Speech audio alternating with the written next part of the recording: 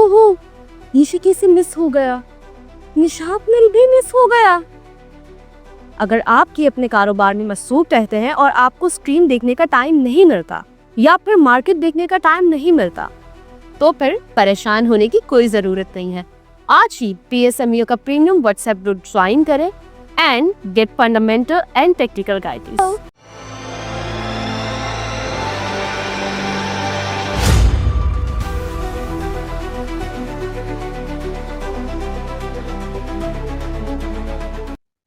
अस्सलाम वालेकुम, मैं हूं नादिया नवार और आप देख रहे हैं पाकिस्तान शेयर मार्केट अपडेट्स। यकीन जानो, मैं उन कैदियों में से हूं जो खुले दरवाजे देखकर फरार नहीं होते। जी हाँ, ये मौक़िफ़ इस वक्त हमारे पाकिस्तान स्टॉक एक्सचेंज के जो इन्वेस्टर्स हैं ये उनका है, जो कैश हाथ में रख के भी मार्केट से एग्जिट नहीं हुए हैं और जो है कहीं ना कहीं उनको ये उम्मीद है कि ये मार्केट जो है वो अपॉर्चुनिटी ज़रूर देगी। बिल्कुल, और मार्केट अपॉर्चुनिटी बिल्कुल दे रही है शॉर्ट टर्म में, क्योंकि ये एक ऐसा टाइम है कि इस वक्त आप जो है शॉर्ट टर्म में जैसी मार्केट अपॉर्चुनिटी देती है उसको ग्रैब करना होता है।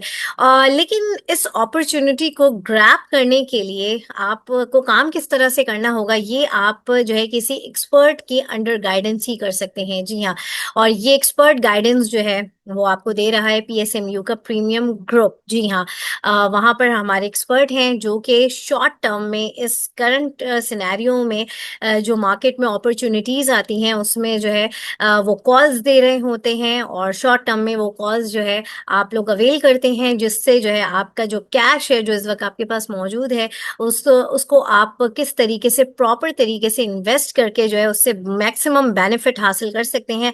तो ये बेनिफिट अगर आपने हासिल करना है तो दिए गए नंबर पर जो है आप जो है PSMU का प्रीमियम ग्रुप ज्वाइन कर सकते हैं। और इसके साथ ही साथ नाज़रीन, आज का प्रोग्राम शुरू करते हैं और आज हमारे साथ जो गेस्ट मौजूद हैं, जी हाँ, अमीन अब्दुल गफ्फार साहब आज हमारे साथ मौजूद हैं और उनसे हम बात करेंगे मार्केट की। और उनको वेलकम करने से पहले मैं आप लोगों से ये ज़रूर रिक्वेस्ट करूँगी कि आप लोग जो है मेरे प्रोग्राम्स को ज़्यादा से ज़्यादा लाइक किया करें, साथ ही साथ मेरे चैनल को भी सब्सक्राइब करें, साथ में बेल आइकन को भी हिट करें और इसके अलावा आपने इसको शेयर करना है सबके साथ ताकि लोगों को इन्वेस्टमेंट की और साथ ही साथ फाइनेंशियल मार्केट की अवेयरनेस हो। तो चलें जी, चलते हैं अपने गेस्ट की तरफ और उनको वेलकम करते हैं। अस्सलाम वालेकुम अमीन भाई। वालेकुम सलाम। जी, कैसे हैं आप? अल्लाह का शुक्र खैरियत। बहुत शुक्रिया आपके वक्त का। और जो है सबसे पहले तो मैं जानना चाहूँगी कि अभी ओवर द वीकेंड अगर हम देखें जो सूरत हाल है, पेट्रोल की प्राइस बढ़ के थोड़ी कम भी हुई है और फिर जाहिर सी बात है एक जो वॉर सिचुएशन है उसमें भी काफ़ी स्टेटमेंट्स आए हैं और वॉर सिचुएशन भी काफ़ी वर्स्ट हुई है। ये भी आया है कि अगर जो है जो सीज फायर के जो था उसके बाद अगर ईरान ने बात नहीं मानी, एक बहुत ही हार्ड किस्म का स्टेटमेंट डोनाल्ड ट्रंप की तरफ से भी आया है। अ, तो इन सारी चीजों का क्या इम्पैक्ट लगता है कि कल की मंडे मार्केट को आप कैसा देख रहे हैं? देखें, जब से वार स्टार्ट हुई है, जंग स्टार्ट हुई है, तो हम्म। अच्छी न्यूज़ तो आ ही नहीं रही, मुसलसल ख़राब न्यूज़ आ रही है। हालांकि ये जो जंग है, बटन वाली जंग है, ये ज़्यादा असर चलती ही नहीं है, मगर ये बहुत लंबा खींच गई है, एक महीना के ऊपर हो गया। इसमें कहीं हाँ, ना कहीं कोई फैसला आ नहीं रहा। अब ये सही। लगता है जंग फैलती जा रही है। अभी ठीक है। इंडिया ने सिर्फ ईरान ने सिर्फ पेट्रोल बंद करने का नहीं बोला, बल्कि जो खुराक है, चावल है, गंदम में जो यूएई जाती दुबई, वो हाँ भी हाँ। बंद करने के कहा है। तो ये आगे जाके मसले मसाइल और होंगे। और ये कि इस वक्त जो हम मार्केट की बात कर रहे हैं, तो मार्केट हमारी डिस्टर्ब जरूर है, मगर मार्केट सेम डे के अंदर आपको प्रॉफिट टेकिंग देती जरूर है। मतलब एक दिन तेजी होती है, एक दिन मंदी होती है। जो डे ट्रेडर है उनके लिए बहुत फायदेमंद है मार्केट, क्योंकि इनको कम रेट में मिल भी जाता है, ऑपर रेट में बिक भी जाता है। तो ये सिचुएशन तकरीबन सेम डे, जब से मेरे ख्याल से एक महीना हो गया, तो 20 दिन तो मंदी, तो 10 दिन तेजी। तो हम्म। ये सिस्टम चलता रह रहा है। सही। तो ये कि डे ट्रेडिंग वाले के तो मसला तो नहीं है। बाकी हाँ, हम्म। जो लॉन्ग टर्म है उनके लिए एक बहुत बड़ा मौका है। और लॉन्ग टर्म होता है 6 महीने, साल का होता है। वो सही। एक सेम डे का तो नहीं होता। उनके लिए अच्छा है कि वो अच्छा पोर्टफोलियो बना ले। जब तक ऑयल की प्राइस कंट्रोल हो जाएंगी तो सब चीज़ें अपर हो जाएगी। देखिए, एक मार्केट होती है हमारी, जब भी ऐसी सूरत हाल होती है, चीजें महंगी हो जाती है, हमारे जी। जो शेयर है सस्ते कम हो जाते हैं, कम रेट में हो जाते हैं। तो इसकी हाँ। बड़ी वजह है कि इन्फ्लेशन बढ़ जाता है और चीजें महंगी हो जाती है। लोग शेयर बेचते हैं तो लोग शेयर तो और कम में बिकते हैं। मगर मार्केट जैसे हालात सही हो जाते हैं तो इसको फौरन इन्फ्लेशन को मार्केट कंट्रोल कर लेती है, तो एकदम से तेजी आ जाती है। तो लास्ट टाइम ये भी आपने सूरत हाल देखी थी कि मार्केट में चीजें बहुत महंगी थी, सराय सूद बहुत ज्यादा था, वहां से जब पैसा निकला और स्टॉक मार्केट में आया, तो जो सराय सूद वालों ने कमाया था, अगर 10% कमाया था, तो यहाँ मार्केट में लोगों ने 400-500% कमाया। तो सही ये है। एक दायरा है, इसमें एक रिस्क होता है, रिस्क सबसे बड़ी चीज है। और जो रिस्क लेता है वो कमाता है। बिल्कुल सही बात है। अच्छा, और अमीन भाई, थोड़ी-सी मार्केट के ऊपर भी हम बात कर लेते हैं। सबसे पहले तो हमें ये बताएँ कि जैसे मार्केट इस वक़्त T+2 से T+1 हुई। ठीक है, जैसे इंटरनेशनली चीज़ें चल रही हैं। सबसे पहले तो बहुत सारे लोगों को ये डिफ़रेंस जो है वो अंदाज़ा नहीं होता कि T+1 और T+2 में क्या फ़र्क होता है।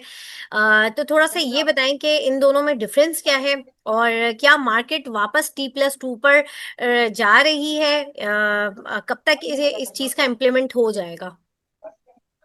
देखिए, T+2 और T+1 में जो फर्क है कि T+2 से इंडिविजुअल को थोड़ा फायदा हो रहा होता है और म्यूचुअल फंड को थोड़ा नुकसान होता है। जैसे अभी T+1 हो गया, तो अब क्लाइंट ने आज ऑर्डर दिया, भाई मेरा माल परचेस करो, तो सही। परचेस किया, तो फिर उसको जब चेक देता है तो 2 दिन के बाद आता है। जैसे अच्छा। अभी मंडे को माल लिया तो उसका ट्यूसडे को, बुध के दिन इसका क्लियर होगा, तो मंगल को डिलीवरी आ जाती है। तो ये बड़ा डिफिकल्ट होता है ना, तो इसमें मेंबरों ने बोला कि भाई आप पहले चेक जमा करो, फिर इसके बाद माल का ऑर्डर दो। तो सही। इंडिविजुअल का मार्केट के अंदर बहुत बड़ा एक रोल है। और इंडिविजुअल की आप देखें, जब भी बाइंग ज़्यादा होती है तो मार्केट शूट बैठ जाती है, जब इंडिविजुअल की सेलिंग आती है तो मार्केट शूट कर जाती है। तो ये सही। इंडिविजुअल का किरदार बहुत बड़ा है, तो इनका भी ख्याल करना चाहिए। बाकी ये कि म्यूचुअल फंड है, उनको T+1 से ये फायदा होता है कि इनका अगर माल इनका अरबों रुपए की इन्वेस्टमेंट की होती है, तो ये अगर इन्वेस्टमेंट करते हैं तो उनका जो 2 दिन के बाद क्लियरिंग होती है, तो इनको एक्सपोजर देना पड़ता है, उस पर एक्सपोजर पे इनको मार्कअप देना पड़ता है। तो वो अब दूसरे दिन क्लियरिंग हो जाती है, इनका मार्कअप देना नहीं पड़ता, इनका एक्सपोजर रिलीज हो जाता है। तो ये एक टेक्निकल चीज़ है। अभी जो मीटिंग हुई थी तो इसमें म्यूचुअल फंड वाले इससे मुखालफत कर रहे थे कि भाई ये T+1 सही है, सही। और ये हमारे को इसमें बहुत फ़ायदा होता है, हमारा एक्सपोजर वगैरह को मार्कअप नहीं लगता। बाकी ये कि इंडिविजुअल को बहुत तकलीफ होती है इसमें कि वो शेयर खरीदने के लिए इनको एडवांस पैसे देने पड़ते हैं, जिससे कि सेटलमेंट होता है एक ब्रोकर का क्लियरिंग हाउस से। तो उसमें ज़्यादातर जेएस बैंक से सेटलमेंट होता है, तो हर किसी क्लाइंट का जेएस बैंक के अंदर अकाउंट तो है नहीं। जैसे मैंने किसी बैंक का लंबी का चेक दिया, तो वो मेंबर उसको जेएस में जमा कराएगा, 2 दिन बाद क्लियर होगा, तो फिर उसके पेमेंट में बड़ा इशू होता है। सही है। तो ये इसकी वजह से तो रहा है कि अभी इंडिविजुअल का अगर किरदार हो तो बहुत अच्छा है। जैसे म्यूचुअल फंड के अंदर मार्केट आ गई तो इनकी एक मोनोपोली हो जाएगी, इससे मोनोपोली से आम लोगों को फायदा नहीं होगा। क्योंकि अगर अच्छा। म्यूचुअल फंड में अगर आप इन्वेस्टमेंट करते हो तो आपसे 40% वो ले लेते हैं गेन टैक्स की सूरत में, वो आपको पता नहीं चलता, कैलकुलेशन में उनकी 40% इनके आ जाता है। जैसे फंड मैनेजर की सैलरी होती है, 1 करोड़ रुपये भी सैलरी होती है, 50 लाख भी सैलरी होती है, ये सब वही फंड से ही निकालते हैं। और गेन टैक्स अलग लेते हैं, सर्विसेज अलग लेते हैं, ये सारी इनकी कैलकुलेशन होती है। इसमें आपके बहुत सारी चीज़ें कट जाती, पता नहीं चलता। तो अच्छा। इंडिविजुअल में काम करने के लोगों को फ़ायदा है कि वो खुद अपने हिसाब से काम करते हैं, और सही। कभी मतलब वो बाइंग भी कर लेते हैं, सेल भी कर लेते हैं, तो ये इनका अच्छा मूवमेंट हो जाती है। तो बेहतर ये कि इंडिविजुअल मार्केट के अंदर ज़्यादा काम करें, तो इनके लिए सहूलत होनी चाहिए, T+2 कर देने चाहिए। सही, तो ये इम्प्लीमेंट होगा T+2 का? इंशाल्लाह इसका एक, 8 तारीख से इम्प्लीमेंट का होने था, मगर थोड़ा हालात अभी डिस्टर्ब है। तो हम्म। इनकी मुल्क के जो हालात हैं इस वक्त, जो इस सूरत में हो सकता है लेट हो जाए। बाकी ये तमाम इदारे को लेटर जा चुके हैं कि भाई T+2 करो। तो अभी इसमें हम्म। मुखालफत भी हो रही है, फिर इसमें सेटलमेंट होगा कहीं ना कहीं, अगर थोड़ा दिन भी लग जाएगा तो हो तो ज़रूर जाएगा। अभी यहाँ तक तो इतने चांस है कि होने के चांस, 8 तारीख को था, पता नहीं अब क्या होता है। बहुत बड़ा प्रोग्राम इनका चेंज करना पड़ता है, क्लियरिंग हाउस का, नेशनल क्लियरिंग का, सबको देना पड़ता है, सीडीसी को देना पड़ता है, डेटा चेंज अच्छा। करना पड़ता है। तो ये इसमें थोड़ा टाइम लग जाएगा, मगर ये कि हो जाएगा। ओके, सही है। अच्छा, और मुझे ये बताएँ कि अभी जो सऊदी अरब को जो पेमेंट करनी थी, उसके हवाले से क्या नई अपडेट है? थोड़ा-सा उसके हवाले से भी बताएँ। नहीं, सऊदी अरब को तो पेमेंट नहीं करी थी, हमें दुबई की पेमेंट करी थी। जो दुबई ने ये हमको दो यूएई की अरब पेमेंट डॉलर थी।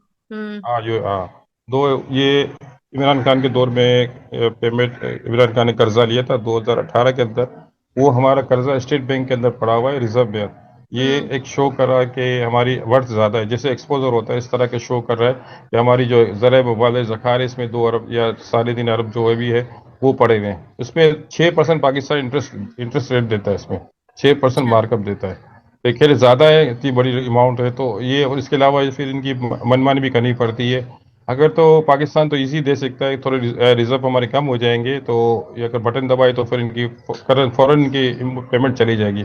पेमेंट रेडी है, मगर ये हमारे तो ज़राए मुबालिग ज़खायर में फ़र्क पड़ जाएगा, तो इसीलिए गवर्नमेंट ने पेट्रोल के रेट ज़्यादा बढ़ाए ताकि ये जो खला इसको पूरा कर दिया जाए।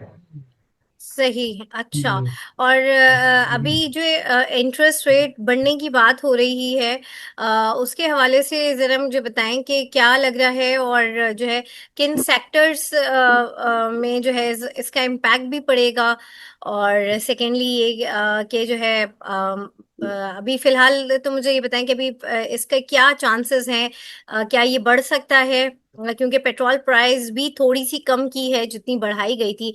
तो उसको देखते हुए क्या लग रहा है कि इंटरेस्ट रेट का क्या इशू होगा। देखिए थोड़े दिन पहले एक सेमिनार हुआ था इस्लामी बैंक का, शौकत जिलानी ने वहाँ किया था एफपीसीसीआई के अंदर। तो वहाँ ओके। पे स्टेट बैंक का डिप्टी गवर्नर आया था, तो फिर इनसे मैंने इंटरव्यू लिया था, तो मैंने इनको कहा था कि शरह सूद बढ़ेगा कि नहीं बढ़ेगा। हाँ। तो उसने मुझे कहा था कि इंटरेस्ट रेट जब बढ़ता है जब ज्यादा बोरिंग की होती है, अच्छा। पेमेंट ही ज्यादा बोरिंग की होती है ज्यादा। हाँ, तो इस वक्त इतनी ज्यादा पेमेंट बोरिंग नहीं की हुई, गवर्नमेंट को इतनी ज्यादा पेमेंट की जरूरत भी नहीं है। और सही। जब बहुत हालात खराब होते हैं गवर्नमेंट को जरूरत होती है रुपीस की, तो ये बैंक से और पब्लिक इंटरेस्ट रेट बढ़ाती है ताकि इसके बाद ज्यादा बोरिंग हो। तो इस वक्त अच्छा। इस तरह की सूरत हाल है नहीं, तो मुझे ठीक लग है। रहा है कि मुश्किल से इंटरेस्ट रेट बढ़े, इंटरेस्ट रेट लगता नहीं बढ़ेगा। और ये जो महंगाई है भी वक्ती तौर पे, अगर ये पेट्रोल के रेट कम हो जाते हैं तो फिर ये हाँ। सब चीजें, तमाम चीजें नॉर्मल हो जाएगी।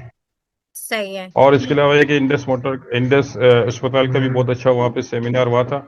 वो भी आपके प्रोग्राम के वजह से मैं बताना चाहता हूँ कि सारे जितने भी पाकिस्तान के कराची के जितने भी बड़े बड़े अस्पताल है सब हम्म। आए थे वहाँ पे। तो वहाँ पे एक रिपोर्ट जनरेट हुई थी, एक डिसीजन लिया गया था कि कोई मरीज अगर किसी अस्पताल के अंदर जाता है तो वहाँ पे जो रिपोर्टें कराता है तो दूसरा अस्पताल इसको एक्सेप्ट नहीं करता। तो हाँ। बोले कोई ऐसी सिस्टम बनाया जाए कि तमाम इसको अस्पताल एक्सेप्ट कर ले ताकि उसके एक्सपेंसेस बच जाए और इसके इलाज में भी आसानी हो जाए।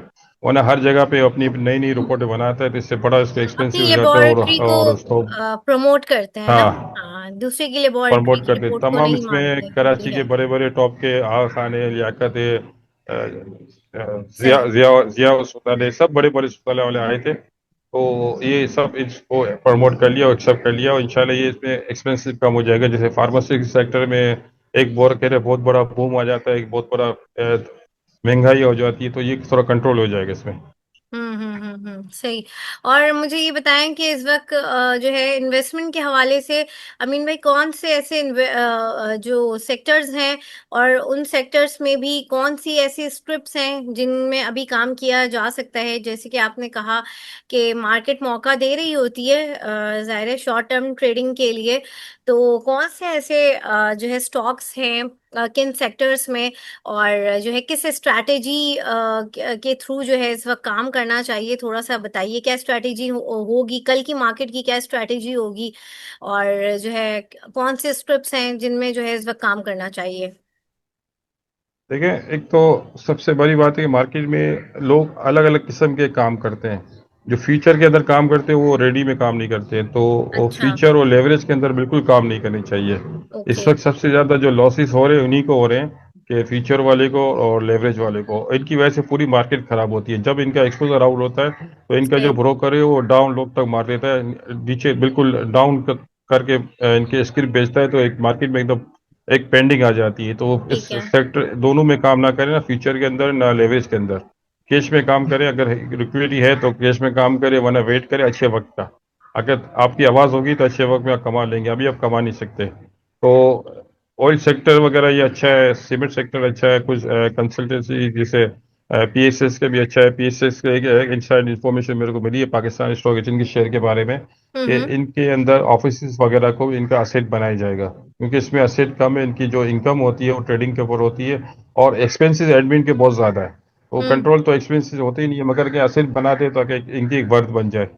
और दूसरी बात ये कि अगर जो छोटी आइटम में काम करते हैं, पेंडिंग स्टॉक में काम करते हैं, तो वो अपनी आइटम सेलेक्ट करें और एक साथ बाइंग ना करें, क्योंकि ज़्यादा तक जो सेलिंग पेंडिंग स्टॉक के अंदर आती है, कुछ लोग क्वांटिटी के अंदर माल पकड़ लेते हैं, तो उसके अगर एक एक रुपया भी गिर जाती है, तो इनको अगर 5 लाख शेयर होती है तो 5 लाख लॉस हो जाता है।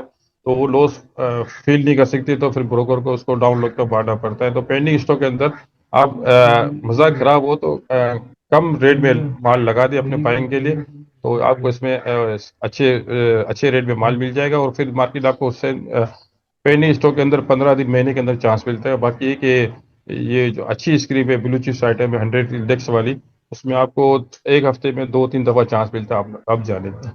तो इसके हिसाब से अपनी स्टडी करके अपनी इन्वेस्टमेंट के देख के काम करें।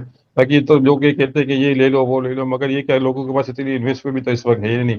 ऑलरेडी लोग फंसे हुए हैं या ऑलरेडी लोग नुकसान किया हुआ है। तो काम का थोड़ा स्टाइल चेंज करें तो इंशाल्लाह आप अपने आप को वर्क बना लेंगे और या अपने आप को मजबूत कर लेंगे। सही। सही है, बहुत शुक्रिया अमीन भाई। और अच्छा, यहाँ पर थोड़ा से कंसर्न्स होते हैं, जैसे कि, कुछ सेक्टर्स हैं, हम सबको पता है बैंक्स में भी इस वक्त बहुत अच्छा जो है चांस है, oil and gas sector obviously. तो थोड़े से मुझे बताएं कि लोग कंफ्यूज होते हैं स्क्रिप्ट्स में ना, कि इस वक्त किस में जाना चाहिए, क्योंकि एनबीपी ने जो डिविडेंड देने के बाद भी वो काफी थोड़ा सा डाउन की तरफ चला गया, तो बहुत सारे लोग जो डिविडेंड को देख के एक्साइटेड हो गए, उन्होंने कहा भाई हमने तभी इन्वेस्ट नहीं किया था, हम अब कर रहे हैं, तो उस हिसाब से वो नीचे की तरफ जा रहा है। तो थोड़ा सा मैं चाहूंगी कि स्क्रिप्ट के हवाले से भी थोड़ा सा गाइड करें, ताकि लोगों को जो है काम करने में थोड़ा सा उनको एक आइडिया हो कि हाँ हमें किस स्क्रिप्ट में जाना चाहिए, किन सेक्टर्स के। देखिए, आपने नेशनल बैंक की बात की। नेशनल बैंक का जो डिविडेंड है वो साल में एक दफा आता है, और बहुत सही। बड़ा डिविडेंड आया था 35 रुपए का, और लेवरेज हाँ। के अंदर माल पड़ा हुआ था। तो अब डिविडेंड एक्स होगा तो 35 रुपए का फर्क आ जाएगा, तो उसमें एक बहुत बड़ा गैप आ जाएगा। तो हाँ डिविडेंड वो तो तो फिर है। 15 दिन महीने के बाद आता है, तो इसकी वजह से लेवरेज की आइटम की लोगों को सेल करना पड़ा। जो खुला था 35 रुपए का डिफरेंस, उसको पूरा करने के लिए लोगों को सेल करना पड़ा, तो इसमें बहुत बड़ा डिफरेंस आ गया। बाकी ये कि वो साल में एक दफा डिविडेंड देता है, तो उसकी रैली इतनी जल्दी नहीं बनेगी। और लोग फंसे हुए हैं तो उसमें वो अपनी रैली बना रहे, दूसरी बात है अगर इनकी ताकत होगी तो। वैसे अच्छा। बेहतर ये कि वो आइटम ने जो साल में 4 डिविडेंड दे, तो सही, उसके कौन अंदर से बहुत हैं? बड़ी जल्दी स्पीड से बाइंग आती है। देखें, फर्टिलाइजर में फौजी फर्टिलाइजर है, एंग्रो होल्डिंग है, मीज़ान है, और हबीब बैंक है। ये चार चार डिविडेंड देते हैं, और इससे तकरीबन 20-25 ऐसे स्क्रीप आइटम है जो साल के 4 डिविडेंड देती है। तो उसमें बाइंग बहुत जल्दी आती है, बहुत स्पीड से आती है। तो उसमें आपको ये दूसरी आइटम आपके वही रेट होंगे या कम होंगे, और इनके रेट बहुत ज़्यादा बड़े होंगे। तो आप यहाँ से प्रॉफिट करके दूसरी आइटम में अपनी जा सकते हैं, तो आपकी पास इन्वेस्टमेंट भी डबल हो जाएगी। सही सही। बहुत शुक्रिया अमीन भाई आपका। और जो है नाजरीन, यहाँ पे लूंगी मैं इजाजत, इंशाल्लाह आप लोगों से फिर मुलाकात होगी, तब तक के लिए अल्लाह हाफिज।